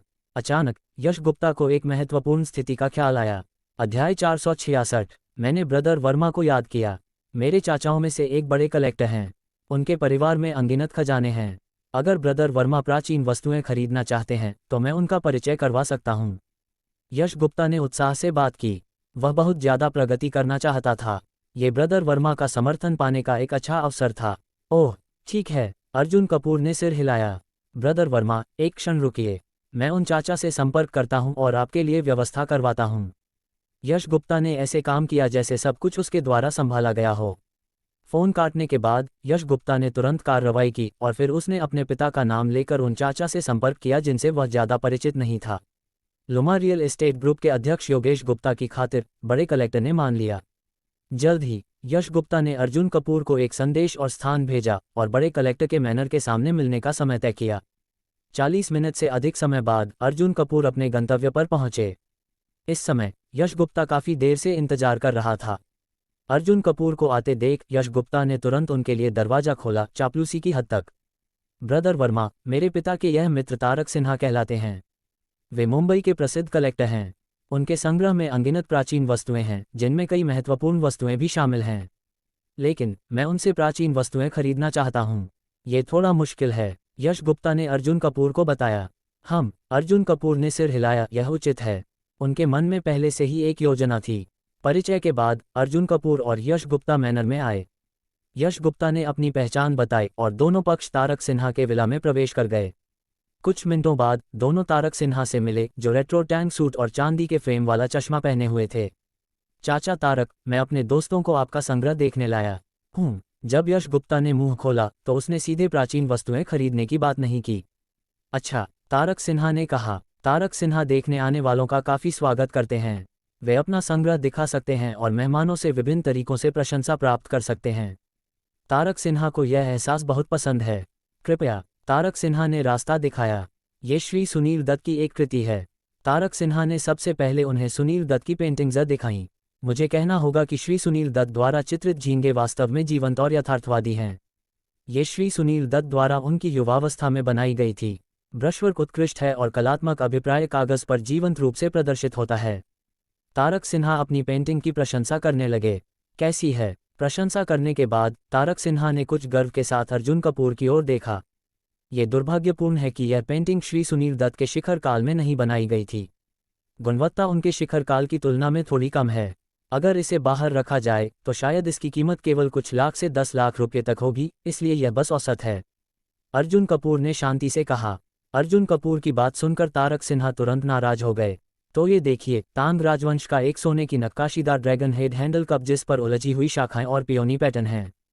ये तांग राजवंश के सोने और चांदी के बर्तनों के शिखर काल के दौरान बनाया गया था। इसका आकार सुंदर है और कारीगरी बारीक है, जो इसकी भव्यता और वैभव को दर्शाती है। तारक सिन्हा ने एक और कीमती संग्रह का परिचय दिया। ये कैसी है? बात खत्म करने के बाद उन्होंने फिर से अर्जुन कपूर की ओर देखा। यह अपेक्षाकृत सामान्य है। अगर आप इसे बाहर रखें तो ये केवल 20-30 लाख रुपये में बिकेगी। अर्जुन कपूर ने फिर से सिर हिलाया। श्री तारक द्वारा एकत्र की गई प्राचीन वस्तुएं सभी इस तरह की सामान्य वस्तुएं नहीं होनी चाहिए, है ना? अर्जुन कपूर ने उकसाने वाली विधि का प्रयोग किया। वास्तविक शीर्ष खजाने आमतौर पर बाहर नहीं रखे जाते हैं। ठीक है, तारक सिन्हा ने दांत पीसते हुए कहा। उन्होंने बहुत से मेहमानों को स्वीकार किया और कोई भी उनके संग्रह की प्रशंसा किए बिना नहीं गया। उनके सामने खड़ा युवक पहला व्यक्ति था जिसे लगता था कि उनका संग्रह औसत था। इस स्थिति में वे कुछ महत्वपूर्ण चीज निकालकर इस युवक को चौंका देंगे। यह अब संभव नहीं है, आप प्रतीक्षा करें। इसके बाद तारक सिन्हा जल्दी से चले गए। कुछ मिनटों बाद तारक सिन्हा 2 नौकरों के साथ दूसरे कमरे से बाहर आए। इस समय तारक सिन्हा के पीछे के 2 नौकर प्रत्येक एक भारी प्राचीन वस्तु अपने हाथों में पकड़े हुए थे। इस स्तर की प्राचीन वस्तुएं यहाँ तक कि मध्यम और बड़े संग्रहालयों में भी रखी जाएं तो खजाने मानी जाती हैं। नौकर भारी बर्तन लाने के बाद उन्होंने सावधानी से उन्हें मेज पर रख दिया। ये 2 महत्वपूर्ण वस्तुएं तारक सिन्हा की पसंदीदा वस्तुएं हैं और वे दशकों से एकत्र की गई 2 शीर्ष वस्तुएं भी हैं। मैं परिचय करूं, यह मिंग राजवंश का योंगले नीला और सफ़ेद रुई प्लम वाज है जिसमें लटकते कंधे और मुड़ी हुई शाखाएं हैं। तारक सिन्हा ने पहली महत्वपूर्ण वस्तु का परिचय दिया। ये प्राचीन चीनी मिट्टी के बर्तनों का शिखर है। चीनी मिट्टी के बर्तनों की प्राचीन वस्तुएं वर्तमान में प्राचीन वस्तु बाजार में सबसे लोकप्रिय प्रकार हैं। इस चीनी मिट्टी के बर्तन की कीमत 10 साल से अधिक पहले नीलामी में 170 करोड़ रुपये थी। अब ये रूढ़िवादी अनुमान के अनुसार लगभग 300 करोड़ रुपये के आसपास है। ये वास्तव में एक भारी हथियार है और यह सबसे महत्वपूर्ण में से सबसे महत्वपूर्ण है। ये 5000 साल पहले नवपाषाण युग के दौरान लियांगजू संस्कृति की एक प्रतिनिधि वस्तु है जिसे प्राचीन जैड का राजा भी कहा जाता है, Liangzhu jade cong king. Tarak Sinha ने गंभीरता से परिचय दिया। ये बहुमूल्य खजाना भी तारक सिन्हा द्वारा 10 साल से अधिक पहले एक नीलामी से 100 करोड़ रुपये से अधिक में खरीदा गया था। इसके अलावा ये लियांगजू जैड कॉन्ग किंग एक प्रांतीय संग्रहालय के खजाने के समान मॉडल है और वह प्रांतीय संग्रहालय का खजाना अब एक राष्ट्रीय खजाना है जिसे देश से बाहर ले जाने की मनाही है। इस शीर्ष भारी कलाकृति का मूल्य से मापा नहीं जा सकता। इन 2 भारी कलाकृतियों को देखकर अर्जुन कपूर और भी संतुष्ट हैं। इन दोनों में से कोई भी चीज़ श्री पटेल को चौंका सकती है और श्री पटेल का पक्ष जीतना और भी आसान है। लेकिन किसे खरीदना चाहिए? केवल बच्चे विकल्प चुनते हैं, वयस्क दोनों चाहते हैं। कार्य को पूरा करने के लिए अर्जुन कपूर इन दोनों भारी खजानों को चाहते हैं। अर्जुन कपूर ने सीधे बात की, श्री तारक, आपकी ये 2 भारी वस्तुएं वास्तव में अच्छी हैं। मैं जानना चाहता हूं कि आप उन्हें कैसे बेच सकते हैं। अध्याय 467। क्या बेचें? मिंग राजवंश योंगले नीला और सफ़ेद रुई कंधे टूटी शाखा फूल बेरवाज बेचना आसान है, लेकिन मैं लियांगजू जैड कॉन्ग किंग नहीं बेचूंगा, तारक सिन्हा ने विश्वास से कहा। 1 अरब में 2 महत्वपूर्ण टुकड़े खरीदने के लिए? अर्जुन कपूर ने सावधानी से पूछा। नहीं, अगर आप केवल 1 अरब में मिंग राजवंश योंगले नीला और सफ़ेद रुई कंधे टूटी शाखा फूल बेरवास खरीदना चाहते हैं तो हम बातचीत कर सकते हैं, लेकिन दोनों को एक साथ खरीदना असंभव है। तारक सिन्हा ने सिर हिलाया। मिंग राजवंश योंगले नीला और सफ़ेद रुई कंधे टूटी शाखा फूल बेरवास का वर्तमान बाजार मूल्य 300 मिलियन से 500 मिलियन के बीच होना चाहिए। अगर यह 500 मिलियन से अधिक है तो यह इसकी कीमत नहीं है। आप जानते हैं, इस साल पुरातन वस्तुओं का बाजार अच्छा नहीं है। एक नीलामी घर के मालिक के रूप में अर्जुन कपूर को भी इसकी सामान्य जानकारी पहले से थी। अगर मिंग राजवंश योंगले नीला और सफ़ेद रुई कंधे टूटी शाखा फूल बेरवाज वास्तव में नीलाम किया जाता है तो 400 मिलियन से अधिक होने की संभावना कम है। 1 अरब की तो बात ही छोड़ दें। हालांकि अर्जुन कपूर के पास पैसों की कमी नहीं थी, वह मूर्ख बनकर ठगा जाना नहीं चाहता था। 1.5 अरब। अर्जुन कपूर ने आखिरी बार कोशिश की और यह कीमत लगभग सीमा थी। कोई बातचीत नहीं, जब तक आप 10 अरब नहीं देते तब तक मैं इन 2 महत्वपूर्ण वस्तुओं को कभी नहीं बेचूंगा, तारक सिन्हा ने कहा। 10 अरब। अर्जुन कपूर को इस तारक सिन्हा की बात सुनकर हंसी आ गई। ये 2 महत्वपूर्ण वस्तुएं अधिकतम 1.5 अरब की हैं। ये व्यक्ति अभी भी 10 अरब चाहता है। ये बिल्कुल बेतुका था। चाचा तारक, मैं हालांकि यश गुप्ता को पुरातन वस्तुओं के बारे में ज़्यादा जानकारी नहीं थी, लेकिन वह भी जानता था कि 2 वस्तुओं की कीमत 10 अरब रुपये है, जो बहुत ज़्यादा था। इसलिए वह अपने पिता की पहचान का उपयोग करके मध्यस्थता करना चाहता था। 10 अरब के बिना इन 2 वस्तुओं पर बातचीत नहीं होगी, कोई भी आए, ये बेकार है, तारक सिन्हा ने फिर से विश्वास से कहा। हालांकि तारक सिन्हा की बात पूरी होने से पहले एक व्यक्ति जो एक बटले की तरह दिखता था जल्दी से अंदर आया। बॉस, बुजुर्ग महिला की स्थिति बिगड़ गई है और अस्पताल में डॉक्टर लाचार हैं, मुख्य सेवक ने लाचारी से कहा। क्या? ये खबर सुनकर तारक सिन्हा अचानक खड़े हो गए और बेहद घबराए हुए थे। डॉक्टरों ने क्या कहा? तारक सिन्हा ने मुख्य सेवक का हाथ पकड़कर सावधानी से पूछा। बॉस, डॉक्टर ने कहा कि बुजुर्ग महिला की स्थिति बहुत गंभीर है। उनके अस्पताल के कई डॉक्टरों ने कई बार चर्चा की है, लेकिन कोई समाधान नहीं है, मुख्य सेवक ने आह भरते हुए लाचारी से जवाब दिया। क्या? ऐसा कैसे हो सकता है? तारक सिन्हा थोड़ा निराश हो गए। क्या उनकी मां के लिए कोई उम्मीद नहीं है? हालांकि उन डॉक्टरों ने यह भी कहा कि अब एकमात्र संभावना यह है कि बुजुर्ग महिला को दुनिया के शीर्ष अस्पतालों में से एक में भर्ती कराने का कोई तरीका ढूंढा जाए। शायद अभी भी एक उम्मीद की किरण है, मुख्य सेवक ने जोड़ा। अगर हम उनके अस्पताल में जारी रखते हैं तो मुझे डर है कि हम केवल अंतिम संस्कार की तैयारी कर सकते हैं। ये सुनकर तारक सिन्हा लाचारी से भर गए। उन्होंने इसे पहले भी कोशिश की थी। अगर वे दुनिया के शीर्ष अस्पतालों में से एक में जा सकते थे तो वे अपनी मां को पहले ही वहां ले जाते। वह उन्हें वर्तमान अस्पताल में क्यों भेजते? क्या उनके पास संपर्क नहीं है?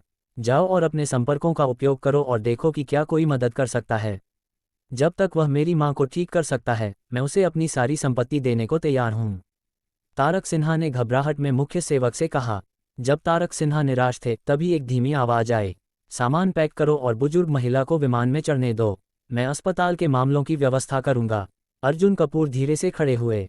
एक पल में मौजूद सभी लोगों की नज़रें अर्जुन कपूर पर केंद्रित हो गईं, खासकर तारक सिन्हा, जिन्होंने अपनी आंखें फैला दीं। श्री कपूर, आपका क्या मतलब है? तारक सिन्हा अभी भी नहीं समझे। क्या मतलब? अपनी मां को फ्रेडेरिका इंटरनेशनल प्राइवेट हॉस्पिटल भेजें, जो दुनिया में तीसरे नंबर पर है। आपका क्या मतलब है? अर्जुन कपूर ने कंधे उचकाए। क्या श्री कपूर के फ्रेडेरिका इंटरनेशनल प्राइवेट हॉस्पिटल में संपर्क हैं? तारक सिन्हा ने उत्साह से अर्जुन कपूर का हाथ पकड़ लिया, जैसे उन्हें जीवन रक्षक तिनका मिल गया हो। इस क्षण में अर्जुन कपूर तारक सिन्हा की नज़रों में अंधेरी रात में सूरज की किरण की तरह थे।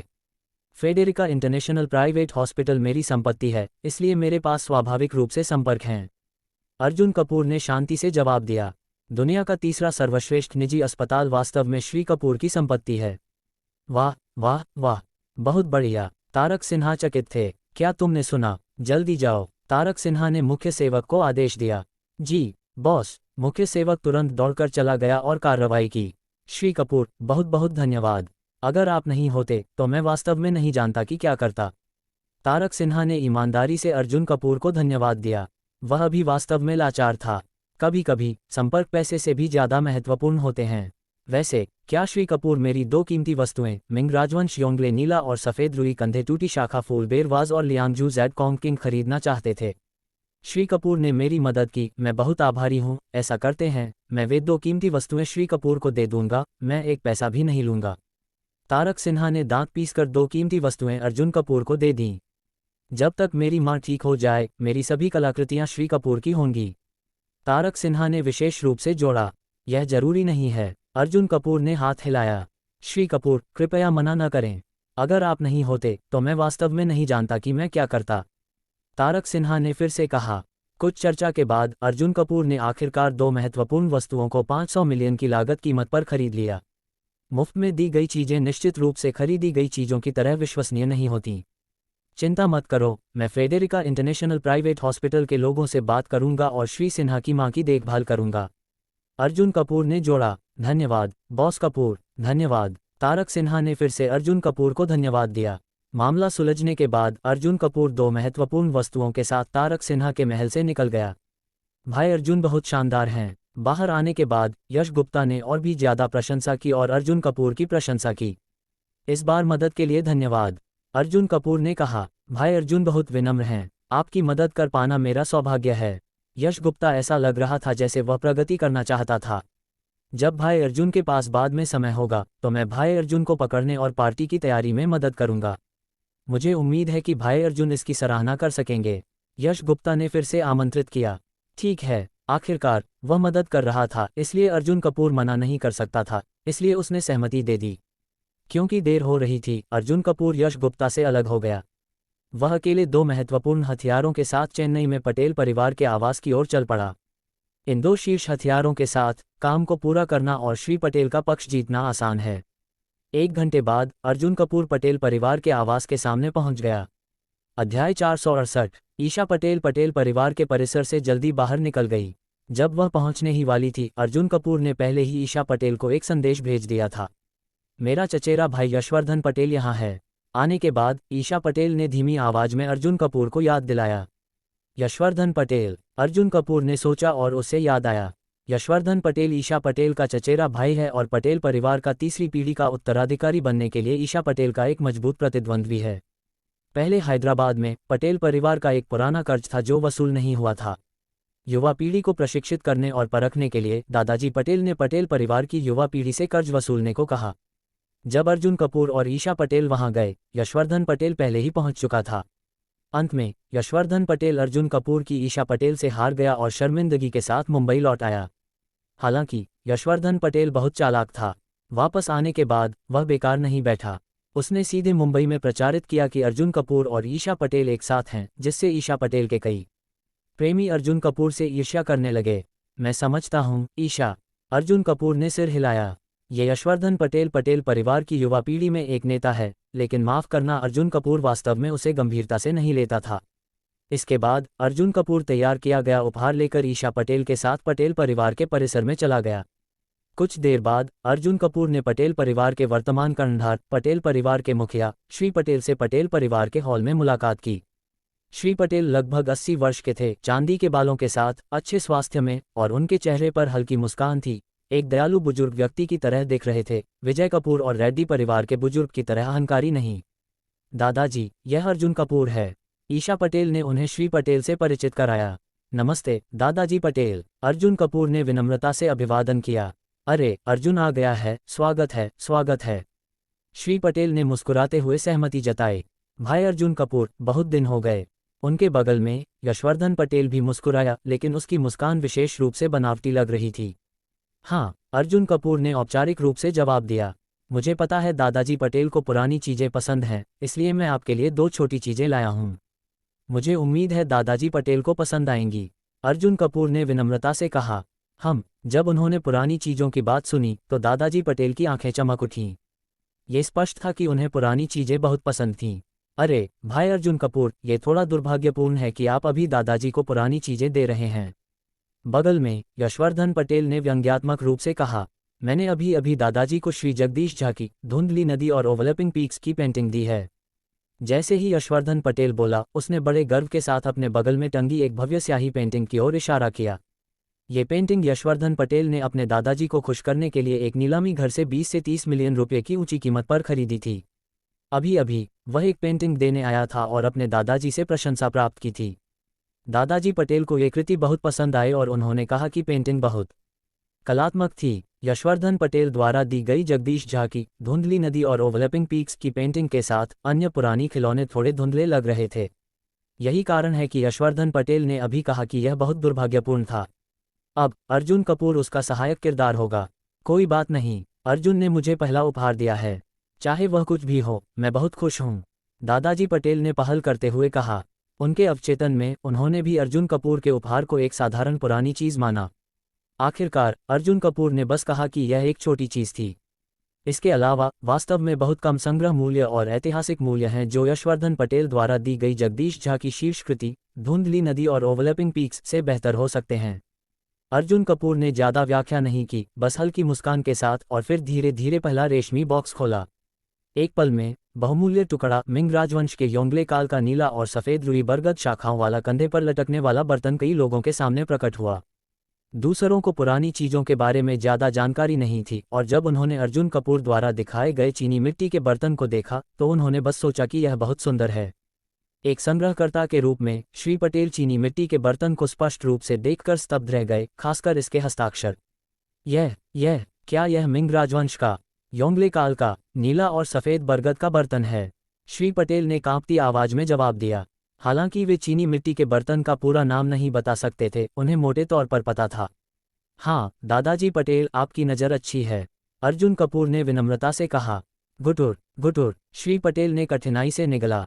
यद्यपि यशवर्धन पटेल को पुरानी चीज़ों के बारे में ज़्यादा जानकारी नहीं थी, उसने श्री पटेल की उत्तेजना को देखकर अर्जुन कपूर के नीले और सफ़ेद चीनी मिट्टी के बर्तन की कीमती प्रकृति को जान लिया। यशवर्धन पटेल बैठ नहीं सका। दादाजी का रवैया अब उनकी जगदीश झा की लैंडस्केप पेंटिंग देखने से 10 गुना ज़्यादा उत्तेजित है। अर्जुन कपूर के चीनी मिट्टी के बर्तन की कीमत शायद अरबों में है। अर्जुन कपूर को इतनी कीमती चीज़ कहाँ से मिली? यशवर्धन पटेल स्तब्ध रह गया। जब यशवर्धन पटेल ने सोचा कि अर्जुन कपूर का पहला उपहार सबसे अच्छा था, अर्जुन कपूर ने धीरे धीरे दूसरा रेशमी बॉक्स खोला। लियांगजू ज़ेडकोंग क्वीन कई लोगों की आंखों में आ गई। लियांगजू ज़ेडकोंग क्वीन को स्पष्ट रूप से देखने के बाद दादाजी पटेल चिल्ला उठे। मैंने उम्मीद नहीं की थी कि मैं इस जीवन में इस स्तर का खजाना व्यक्तिगत रूप से देख पाऊंगा। मैं बहुत भाग्यशाली हूँ। इस क्षण दादाजी पटेल उत्तेजना से लगभग कूद पड़े। उन्होंने वास्तव में उम्मीद नहीं की थी कि वे आज निजी तौर पर इस तरह का राष्ट्रीय खजाना देख पाएंगे। वे बहुत खुश थे। यशवर्धन पटेल और भी भ्रमित था। बचपन से लेकर वयस्क होने तक उसने कभी अपने दादाजी को इतना खुश नहीं देखा था। अर्जुन कपूर द्वारा दी गई ये दो पुरानी चीजें कितनी कीमती हैं। दादाजी पटेल, मेरी ये दो छोटी चीजें, मुझे उम्मीद है आपको पसंद आएंगी। अर्जुन कपूर ने विनम्रता से कहा। दो छोटी चीजें। अर्जुन कपूर की बात सुनकर यहां तक कि दादाजी पटेल भी नहीं रह सके। अर्जुन, ये दो छोटी चीजें नहीं हैं बल्कि भारी वस्तुएं हैं, राष्ट्रीय खजाने हैं। सच में? जब तक दादाजी पटेल को पसंद आए। ठीक है, अर्जुन कपूर ने धीरे से कहा।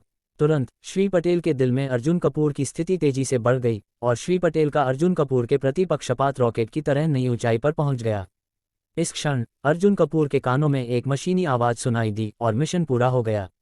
अध्याय 469। डिंग। ईशा पटेल को वादा करना कि शाम को पटेल परिवार के परिसर में रात के खाने के लिए जाना है ताकि महेश पटेल का पक्ष बढ़ाया जा सके।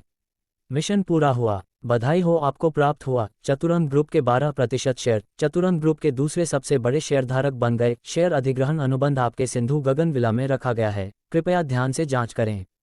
बधाई हो, आपको प्राप्त हुआ 938 अनुभव अंक। मिशन पूरा हुआ और चतुरंग ग्रुप के 12% शेयर प्राप्त हुए, जिनकी कीमत 50 अरब रुपये है। अर्जुन कपूर अचानक चतुरंग ग्रुप में दूसरा सबसे बड़ा व्यक्ति बन गया। इसके अलावा कुल 938 अनुभव अंक हैं। सिस्टम के चौथे स्तर तक अपग्रेड होने के बाद इनाम के अनुभव अंक वास्तव में बहुत अधिक हैं। पास में महेश पटेल को इन दो महत्वपूर्ण वस्तुओं की प्रशंसा करते देख यशवर्धन पटेल का नकली मुस्कान अब दिखाई नहीं दे रही थी और उनका पूरा चेहरा थोड़ा उदास लग रहा था। अर्जुन, मैंने मिंग राजवंश के योंगले से नीला और सफ़ेद रुई प्लम फूलदान स्वीकार कर लिया है, लेकिन ये लियांगजू ज़ेडकोंग राजा एक अनमोल खजाना है। तुम्हें इसे वापस ले जाना चाहिए और अच्छी तरह से संभालना चाहिए। थोड़ा सोचने के बाद महेश पटेल ने ईमानदारी से कहा। मिंग राजवंश के योंगले से नीला और सफ़ेद रुई प्लम फूलदान भी एक महत्वपूर्ण वस्तु थी, लेकिन इसकी कीमत केवल कुछ 100 मिलियन थी। यह एक छोटी राशि थी। उन्हें यह उपहार बहुत पसंद आया और उन्होंने इसे बिना किसी मनोवैज्ञानिक दबाव के स्वीकार कर लिया। लेकिन लियांगजू ज़ेडकोंग राजा अलग है। यह एक राष्ट्रीय खजाना है। इसमें 5000 साल का इतिहास है और यह बहुत कीमती है। अगर अर्जुन और ईशा पहले से शादीशुदा होते और उनके पटेल परिवार के आधिकारिक दामाद बन गए होते तो वह विचार कर सकते थे कि इसे स्वीकार करना है या नहीं। लेकिन अब अर्जुन और ईशा सिर्फ प्रेमी हैं, शादी तो दूर, सगाई भी नहीं हुई है, इसलिए महेश पटेल के लिए इसे स्वीकार करना मुश्किल होगा। महेश पटेल, दादाजी, इसे बस स्वीकार कर लें। अर्जुन कपूर ने विनम्रता से मना किया। नहीं, बिल्कुल नहीं, महेश पटेल ने फिर से मना कर दिया। अर्जुन, मुझे तुम्हारे द्वारा दी गई ये दोनों महत्वपूर्ण वस्तुएं बहुत पसंद हैं, लेकिन अंत में ये लियांगजू ज़ेडकोंग राजा बहुत कीमती है और एक अनमोल राष्ट्रीय खजाना है। तुम्हें इसे वापस ले जाना चाहिए और अच्छी तरह से संभालना चाहिए। महेश पटेल ने विशेष रूप से अर्जुन कपूर को बताया कि इसे नुकसान न पहुंचाएं, बल्कि इसे अच्छी तरह से संजोएं। यह एक खजाना है। अंत में महेश पटेल के जोरदार अनुरोध के तहत अर्जुन कपूर के पास लियांगजू ज़ेडकोंग राजा को वापस लेने और इसे कार में वापस रखने के अलावा कोई चारा नहीं था। वैसे दादाजी, चाची अभी तक क्यों नहीं आईं? क्या कुछ गड़बड़ है? यशवर्धन पटेल ने विषय बदल दिया। आज रात उनके अलावा महेश पटेल से सुना था कि उनकी सबसे छोटी बेटी अनुराधा पटेल भी आ रही हैं। अनुराधा पटेल का यशवर्धन पटेल के पिता के साथ बहुत अच्छा रिश्ता है और वह यशवर्धन पटेल के तीसरी पीढ़ी के उत्तराधिकारी बनने की मजबूत समर्थक हैं। उन्होंने महेश पटेल को कई बार सुझाव दिए हैं। यशवर्धन पटेल को लगा कि वह अकेले अर्जुन कपूर से निपट नहीं सकता, इसलिए वह उम्मीद कर रहा था कि उसकी चाची अनुराधा पटेल जल्दी आएंगी ताकि उसके पास और मददगार हों। जब समय आएगा तो वह और उसकी चाची मिलकर, उसे विश्वास नहीं था कि वे अर्जुन कपूर को हरा नहीं सकते। मुझे माफ़ करें पिताजी, रास्ते में ट्रैफिक जाम हो गया था। यशवर्धन पटेल के सवाल खत्म करने के थोड़ी देर बाद एक जोशीली आवाज़ आई। एक बहुत सक्षम छोटे बालों वाली महिला तेजी से अंदर आई। ये व्यक्ति यशवर्धन पटेल की चाची थी, महेश पटेल की सबसे छोटी बेटी अनुराधा पटेल। हो, यहाँ एक अजीब युवक क्यों है? अंदर आने के बाद अनुराधा पटेल कुछ बोलने वाली थी जब उन्हें अचानक अपने घर में एक पूरी तरह से अजनबी युवक दिखाई दिया और वह बहुत उत्सुक हुई। हाय चाची, यह मेरा प्रेमी अर्जुन कपूर है। ईशा पटेल खड़ी हुई और अनुराधा पटेल से अर्जुन कपूर का परिचय कराया। ओह, तो यह ईशा का प्रेमी है। वास्तव में एक बहुत प्रतिभाशाली व्यक्ति है। ईशा के लिए एकदम सही जोड़ी है। अनुराधा पटेल ने अर्जुन कपूर को ध्यान से देखा और कहा, हाय चाची। अर्जुन कपूर ने भी विनम्रता से अभिवादन किया। आपका स्वागत है अर्जुन, हम सब एक परिवार हैं। अनुराधा पटेल ने कहा, महोदय, रात का खाना तैयार है, क्या आप खाना शुरू करना चाहेंगे? पटेल परिवार का एक नौकर आया और सम्मानपूर्वक पूछा। सब लोग आ गए हैं, चलो शुरू करें। महेश पटेल ने चारों ओर देखा और पाया कि सभी आ गए थे, इसलिए उन्होंने कुछ लोगों को लिया और कुछ मिनटों तक चले, फिर पटेल परिवार के पहले रेस्तरां में पहुंचे। एक कहावत है कि पटेल परिवार का आंगन हास्यास्पद रूप से बड़ा है। यह शायद सबसे बड़ा निजी निवास है जो अर्जुन कपूर ने कभी देखा है। कोई दूसरा नहीं है। पटेल परिवार वास्तव में चेन्नई का शीर्ष धनी परिवार है। जो लोग पटेल परिवार की तुलना कर सकते हैं और उससे आगे निकल सकते हैं, वे शायद 8 बड़े कुलीन परिवार हैं। अर्जुन, मुझे नहीं पता कि आपको किस तरह का खाना पसंद है, इसलिए मैंने बस कुछ लोगों से चेन्नई के स्थानीय व्यंजन और हुआयांग व्यंजन तैयार करने को कहा। ज़्यादा नहीं, बस लगभग 30 व्यंजन। आपको 8 प्रमुख व्यंजनों में से कौन सा पसंद है? मैं उस व्यंजन के लिए जिम्मेदार शेफ से कहूंगा कि इसे नोट कर ले। अगली बार के लिए सुविधाजनक होगा, महेश पटेल ने कहा। पटेल परिवार ने विशेष रूप से बाहर से शीर्ष शेफों को राज्य भोज पकाने के लिए नियुक्त किया था। 8 प्रमुख व्यंजनों में से प्रत्येक के लिए 3 शीर्ष शेफ 24 घंटे शिफ्ट में काम करते हैं। पटेल परिवार में केवल रसोई में शेफ, सहायक आदि सहित 50 से अधिक लोग हैं। अगर अन्य नौकरों को शामिल किया जाए तो पटेल परिवार में नौकरों की कुल संख्या अनुमानित रूप से 300 से अधिक होगी। इतने सारे लोग सिर्फ एक परिवार की सेवा करते हैं। महेश पटेल दादाजी बहुत विनम्र हैं, अर्जुन कपूर ने कहा। अर्जुन कपूर इस क्षण में थोड़ा भावुक था। अगर पटेल परिवार भी ऐसा है तो शीर्ष पर खड़े 8 बड़े परिवार कितने शानदार होंगे। 8 बड़े परिवारों के मुखिया के रूप में कपूर परिवार एक महल की तरह होगा। मेज पर कई लोग खाते और बातचीत करते रहे। वैसे अर्जुन, आप अभी क्या कर रहे हैं? क्या आप अभी भी स्कूल में हैं? अनुराधा पटेल ने आकस्मिक रूप से पूछा। नहीं, मैं अभी थोड़ा व्यवसाय कर रहा हूँ, अर्जुन कपूर ने विनम्रता से जवाब दिया। खुद का व्यवसाय कर रहे हैं? क्या ये यशवर्धन के समान नहीं है? मेरा अनुमान है कि हमारा यशवर्धन इस साल चेन्नई के शीर्ष 10 युवा उद्यमियों में से एक चुना जाएगा, या सबसे देर से अगले साल, और यह शीर्ष 2 में से एक होगा। अनुराधा पटेल ने बोलते हुए महेश पटेल के सामने यशवर्धन की तारीफ करना नहीं भूली। अर्जुन, भविष्य में खुद का व्यवसाय मत करो, सीधे हमारे पटेल परिवार के उद्योग में आ जाओ और आप अभी भी ईशा के साथ रह सकते हो, अनुराधा पटेल ने दयालुता से सुझाव दिया। वैसे भी आप बस छोटे मोटे काम कर रहे हैं, इसका कोई मतलब नहीं है। जब ईशा के पिता भविष्य में पटेल परिवार के मुखिया बन जाएंगे तो वह अभी भी आपको दामाद के रूप में मदद कर सकते हैं। यशवर्धन भी एक अच्छा इंसान है। जब ईशा के पिता दूसरी पंक्ति में रिटायर होंगे तो यशवर्धन परिवार का मुखिया बन जाएगा और निश्चित रूप से आपकी देखभाल करेगा। हालांकि अनुराधा पटेल का लहजा उत्साही है, लेकिन उनके शब्दों के पीछे कुछ और है। अध्याय 470। अनुराधा पटेल का ईशा पटेल के पिता शेखर पटेल के साथ बहुत बुरा रिश्ता था और यहाँ तक कि उनके बीच झगड़े भी हुए थे। हालांकि वह सतह पर ईशा पटेल को मुस्कुराती थी, लेकिन वास्तव में उसे ईशा पटेल बहुत पसंद नहीं थी। अब ये निश्चित है कि ईशा पटेल का पिता शेखर पटेल पटेल परिवार का नई पीढ़ी का मुखिया बन जाएगा और अनुराधा पटेल इसे रोक नहीं सकती। उसने योजना बनाई कि ईशा पटेल के पिता के पटेल परिवार का मुखिया बनने के बाद वह कोई कारण ढूंढकर दूसरी पंक्ति में पीछे हट जाएगी और कम प्रोफाइल रखेगी। वैसे भी वह अभी युवा थी और वह भविष्य में फिर से बाहर आएगी जब यशवर्धन पटेल पटेल परिवार का नया मुखिया बन जाएगा। अगर ईशा पटेल को पटेल परिवार की तीसरी पीढ़ी की उत्तराधिकारी बनने दिया गया तो अनुराधा पटेल पागल हो जाएगी। इसलिए जब भी अनुराधा पटेल पटेल परिवार में आती थी, वह खुलकर और चुपके से यशवर्धन पटेल की तारीफ करती थी और महेश पटेल को संकेत देती थी। अनुराधा पटेल के बोलने के बाद मौके पर मौजूद कई अन्य लोग महेश पटेल की प्रतिक्रिया को देखने से खुद को रोक नहीं सके। इस क्षण में महेश पटेल पानी की तरह शांत थे। उन्होंने न तो सहमति दी और न ही मना किया और खाना आराम से खाते रहे। अनुराधा चाची, आपने जो कहा वह गलत है। शेखर चाचा के दूसरी पंक्ति में पीछे हटने के बाद मैं ईशा की मदद करूंगा ताकि ईशा पटेल परिवार को बेहतर तरीके से संभाल सके। अर्जुन कपूर ने भी गहरे अर्थ के साथ जवाब दिया। उसकी ईशा के पिता के साथ एक शर्त थी कि वह ईशा को पटेल परिवार की तीसरी पीढ़ी की उत्तराधिकारी बनने में मदद करेगा। अर्जुन कपूर के गहरे अर्थ वाले शब्दों को सुनने के बाद मौजूद कई लोगों के चेहरे के भाव थोड़े बदल गए। महेश पटेल स्पष्ट रूप से अपनी चॉपस्टिक से सब्जियां उठाते समय रुक गए। उन्होंने आश्चर्य से अर्जुन कपूर और ईशा पटेल की ओर देखा। हालांकि उन्होंने कुछ नहीं कहा, लेकिन उनका चेहरा थोड़ा गंभीर था। ये दृश्य देखकर अनुराधा पटेल और यशवर्धन पटेल बहुत हैरान हुए। ऐसा लगता है कि महेश पटेल इसके बारे में बहुत आशावादी नहीं हैं, या ईशा पटेल को पटेल परिवार की तीसरी पीढ़ी की उत्तराधिकारी बनने देने के इच्छुक नहीं हैं। ये बहुत अच्छा है, क्योंकि इस तरह वे एक मजबूत प्रतियोगी को खो देंगे।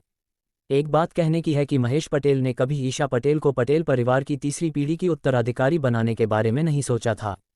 न सिर्फ ईशा पटेल बल्कि पटेल परिवार की अन्य महिलाओं के बारे में भी नहीं। हालांकि वह लड़कों को लड़कियों से ज़्यादा महत्व नहीं देते, लेकिन देखा जाए पिछले कई सालों में चेन्नई और आसपास के क्षेत्र में किसी भी शक्तिशाली धनी परिवार में महिला उत्तराधिकारी नहीं हुई है। केवल उन छोटे परिवारों में ऐसा हो सकता है।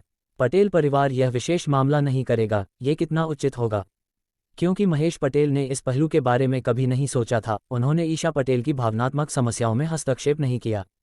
उन्हें लगता था कि जब तक उनकी नातिन को पसंद है तब तक उनके भविष्य के नाती दामाद का चरित्र अच्छा होना चाहिए। वह अपनी नातिन को शादी के लिए बलिदान नहीं करेंगे। लेकिन अगर यशवर्धन पटेल और अन्य लोग एक प्रेमिका ढूंढते हैं तो यह अलग होगा। आखिरकार पटेल परिवार की तीसरी पीढ़ी का उत्तराधिकारी भविष्य में सबसे अधिक संभावना उनके बीच से चुना जाएगा, और उनकी भविष्य की पत्नियों को ध्यान से विचार करना होगा अगर वे पटेल परिवार के मुखिया की पत्नी बनना चाहती हैं। हालांकि महेश पटेल ने कोई निर्णय नहीं लिया है, लेकिन उनके दिल का संतुलन अभी भी यशवर्धन पटेल और अन्य लोगों की ओर झुका हुआ है। दादाजी का मतलब समझकर ईशा पटेल का ब्याह किंग थोड़ा उदास हो गया। वास्तव में यह आकाश पर चढ़ने जितना मुश्किल था। अर्जुन, तुमने अभी जो कहा वह गलत है। तुम सिर्फ एक छोटा व्यवसाय चला रहे हो। तुम ईशा को पटेल परिवार को संभालने में कैसे मदद कर सकते हो? अनुराधा पटेल ने अर्जुन कपूर के साथ प्रतिस्पर्धा जारी रखी। बेहतर होगा कि तुम और ईशा भविष्य में यशवर्धन की मदद करो। अनुराधा चाची, हालांकि मैं एक छोटा व्यवसाय कर रहा हूं, लेकिन इसकी गुणवत्ता अभी भी अच्छी है और मैं भविष्य में ईशा की मदद कर सकूंगा। अर्जुन कपूर ने साधारण तरीके से जवाब दिया। उन्हें पहले ही ईशा के पिता से इस मामले की कठिनाई के बारे में सुन लिया था। जब तक पटेल परिवार की तीसरी पीढ़ी का उत्तराधिकारी तय नहीं हो जाता तब तक सब कुछ संभव है। मैं पहले चेन्नई नहीं आया था, लेकिन अब जब मैं चेन्नई आ गया हूं तो जल्द ही चीजें अलग होंगी। आज अर्जुन कपूर ने बस थोड़ा सा महेश पटेल के रवैये का परीक्षण किया। महेश पटेल ने स्पष्ट रूप से मना नहीं किया, जिसका मतलब था कि अभी भी बहुत सारी संभावनाएं थीं। तुम्हारे व्यवसाय की गुणवत्ता ठीक है, यह विशेष रूप से क्या है? बाजार मूल्य या कुल संपत्ति कितनी है? ये सैकड़ों अरब भी नहीं है ना? अनुराधा पटेल ने पूछा। अनुराधा पटेल के शब्द खत्म होने से पहले बाहर से अचानक कदमों की आवाज आई। दादाजी, यहाँ कुछ विशेषताएं हैं जो मैंने बाहर से खरीदी। एक लंबी और सुंदर महिला अंदर आई। आगंतुक भी पटेल परिवार की एक सीधी सदस्य थी, ईशा पटेल की चचेरी बहन किरण पटेल। किरण यहाँ है। किरण पटेल को देखने के बाद महेश पटेल ने खुशी से अभिवादन किया।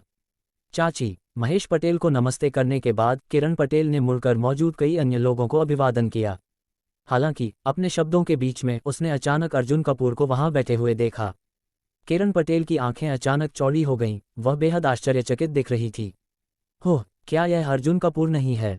आप यहाँ क्यों हैं? किरण पटेल ने चिल्लाकर कहा। अरे, क्या किरण अर्जुन कपूर को जानती है?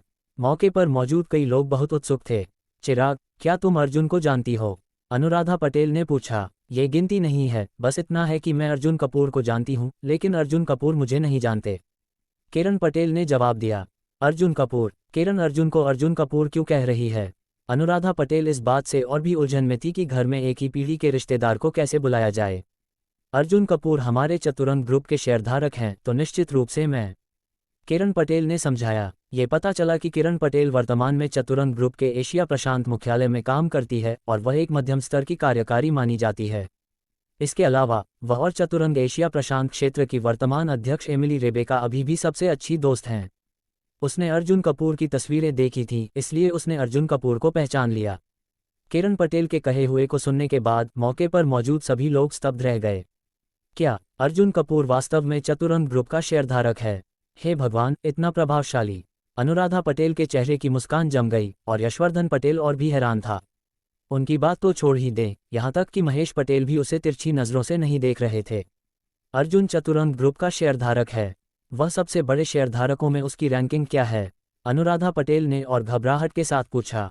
अगर अर्जुन कपूर चतुरंग ग्रुप का सिर्फ एक छोटा शेयरधारक है तो कोई बात नहीं, लेकिन अगर अर्जुन कपूर चतुरंग ग्रुप के शेयरधारकों में शीर्ष 5 या शीर्ष 3 में आता है तो ये काफ़ी प्रभावशाली होगा। उसकी रैंकिंग क्या है? किरण पटेल को यह एक बार में याद नहीं आया। वास्तव में याद न कर पाने के कारण किरण पटेल को अर्जुन कपूर की ओर देखकर मदद मांगनी पड़ी। दूसरा सबसे बड़ा शेयरधारक, मैंने अभी चतुरंग ग्रुप के 12% और शेयर हासिल किए हैं, अर्जुन कपूर ने हल्के से कहा। ये कहते ही पूरा दर्शक फिर से चौंक गया। चतुरंग ग्रुप का दूसरा सबसे बड़ा शेयरधारक? कमाल है, चतुरंग ग्रुप अंतर्राष्ट्रीय स्तर पर प्रसिद्ध है, जिसका बाजार मूल्य 400 अरब से अधिक है। और अर्जुन कपूर ने अभी चतुरंग ग्रुप के 12% शेयर हासिल किए, जिसकी कीमत 50 अरब होगी। अर्जुन कपूर आसानी से 50 अरब की कार्यशील पूंजी निकाल सकता है, जो और भी डरावना है। यशवर्धन पटेल और अनुराधा पटेल स्तब्ध रह गए और उनके दिल लंबे समय तक शांत नहीं हो सके।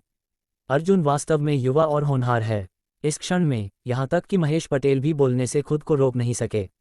उन्हें यह उम्मीद भी नहीं थी। महेश पटेल के अवचेतन में अर्जुन कपूर शायद सिर्फ कुछ छोटा व्यवसाय करता हो, थोड़े पैसे के साथ, दसियों अरब, सैकड़ों अरब।